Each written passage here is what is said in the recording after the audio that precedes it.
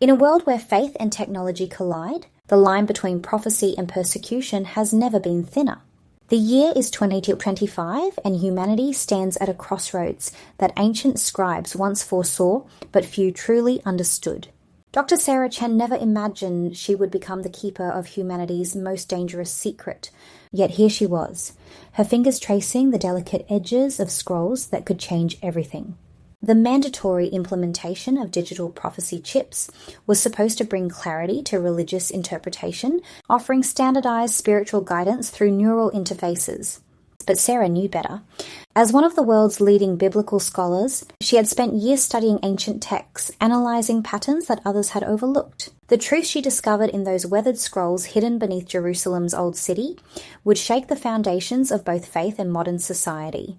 The gentle hum of surveillance drones outside her window reminded Sarah that time was running out. The government's Religious Compliance Division had already flagged her for refusing the chip implementation 3 times. Her credentials at the Biblical Research Institute were hanging by a thread. But she couldn't stop now, not when she was so close to understanding the pattern that connected a series of seemingly random global events to prophecies written millennia ago. It started with the unprecedented solar storms that had disrupted global communications last month. While others saw chaos, Sarah recognized the celestial signs described in ancient Aramaic texts. The patterns matched perfectly with fragments she had discovered, describing a time when the sun's breath would scorch the airways of man's speaking. But this was just the beginning. Through encrypted channels, Sarah had connected with others who shared her suspicions. Marcus, a former quantum computing engineer who had also rejected the chip, helped her establish a secure network of believers. Rachel, an archaeological linguist, worked tirelessly to decode the cryptic symbolism in the scrolls. Together, they formed the core of what would become known as the Remnant, those who chose ancient wisdom over modern control. The network grew carefully, deliberately, each new member vetted through a series of tests designed to protect their growing understanding of what was really happening. They met in abandoned libraries and forgotten places of worship, sharing discoveries that painted an increasingly alarming picture of humanity's immediate future. The prophecies spoke of a time when technology would become indistinguishable from truth, when faith would be measured in megabytes rather than devotion. Sarah's apartment became their primary research hub, its walls covered in complex charts linking current events to ancient predictions. A massive earthquake in the Pacific Rim, precisely where the scrolls had indicated. A mysterious atmospheric phenomenon that turned skies purple over major cities, matching descriptions from texts dating back to the Dead Sea Scrolls. The evidence was becoming impossible to ignore, yet increasingly dangerous to possess. The breakthrough came on a rain-soaked evening when Sarah decoded a series of numerical sequences hidden within the text. They weren't just predictions, they were warnings. The digital prophecy chips weren't simply tools for spiritual guidance. They were part of a system designed to suppress humanity's ability to recognize the true signs of the end times. Each implant subtly altered its host's perception, making them unable to connect the dots that Sarah and her group had discovered. As their understanding grew, so did the danger. Government agents began appearing at university functions, asking questions about Sarah's research. Surveillance increased around known members of the Remnant. Marcus disappeared for 3 days, returning with bruises he wouldn't discuss and a warning that their time was growing short. The decision to go public weighed heavily on Sarah. The scrolls had revealed a pattern suggesting that a major event was approaching, something that would make the previous signs seem minor in comparison, but exposure would mean sacrifice. The network they'd built, the people they'd protected, everything would be at risk. Rachel discovered that the chips contained coding that mirrored ancient numerical sequences that appeared in prophecies about mass deception. It wasn't just control they were fighting, it was a deliberately engineered blindness to the very events that humanity needed to recognize. The chips were ensuring that when the final signs appeared, most of the world would be neurologically incapable of seeing them. Underground meetings grew larger despite the risks. People were beginning to notice that chip recipients showed marked changes in their ability to process information about certain events. Family members described their chipped relatives as being unable to acknowledge obvious connections between current events and biblical prophecies. It was as if part of their consciousness had been partitioned off, sealed away from critical thought about anything relating to end times prophecy. Sarah's team worked tirelessly to document everything, creating multiple copies of their findings and distributing them through secure channels. They developed a system to help people recognize whether they were being influenced by the chips, teaching them to look for specific blind spots in their thinking. The resistance grew stronger, but so did the opposition. The Religious Compliance Division launched a massive campaign promoting the benefits of the chip program. Celebrity endorsements flooded the media, promising enhanced spiritual awareness and deeper connection to divine wisdom.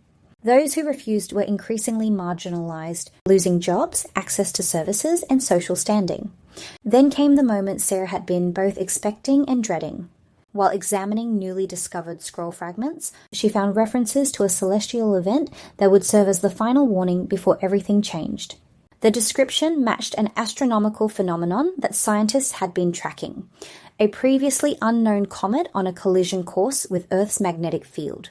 Official channels downplayed the comet's significance, but Sarah's research revealed its approach aligned perfectly with prophetic timelines.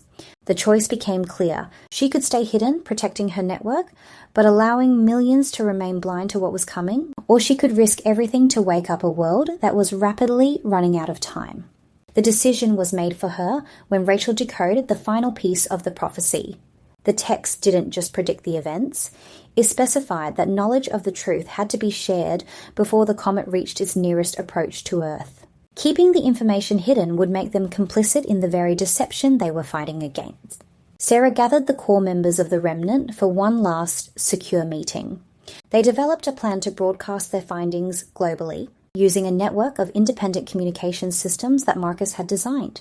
It would trigger an immediate response from authorities, but the truth would be out there for those still capable of seeing it.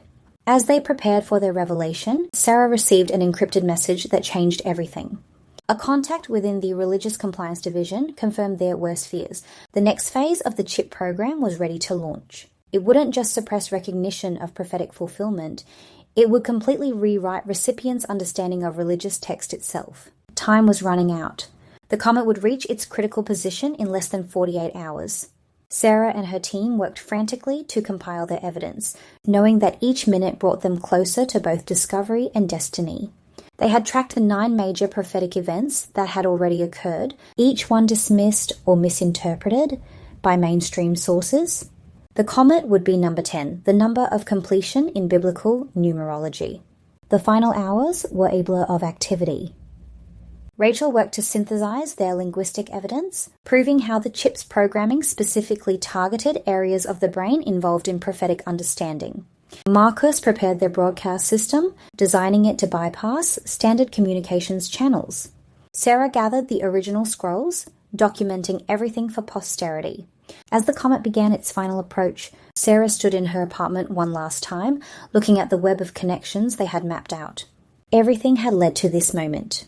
The choice between self-preservation and truth, between comfort and courage, between compliance and conviction. She thought about all the people who had risked everything to preserve this knowledge, all the way back to the ancient scribes who had first recorded these warnings. The time had come. Sarah sent the signal to initiate their broadcasts. Across the globe, secure servers activated, beginning the transmission of their findings. As sirens began to wail in the distance, she watched the comet's light grow brighter through her window. The truth was out now, accessible to anyone still capable of recognizing it. Whether humanity would choose to see it was no longer in her hands. The ancients had written that in the end, truth would become the most dangerous commodity on Earth. As Sarah heard the sound of boots on the stairs, she finally understood why. In a world built on controlled perception, the most radical act was simply to see clearly. The choice between conformity and enlightenment had always been humanity's greatest test. Now, as the final prophecy unfolded, that choice would determine not just individual destinies, but the future of human consciousness itself. The door burst open, but Sarah stood calmly, watching the comet's light paint the sky in prophesied colors. She had chosen truth over safety, wisdom over compliance, and whatever came next, she knew that somewhere others would see it too. The end times hadn't come as a sudden catastrophe, but as a quiet war for the human mind. And in this moment, watching the agents approach with their chip implantation kit, Sarah smiled, knowing that the real battle was only just beginning.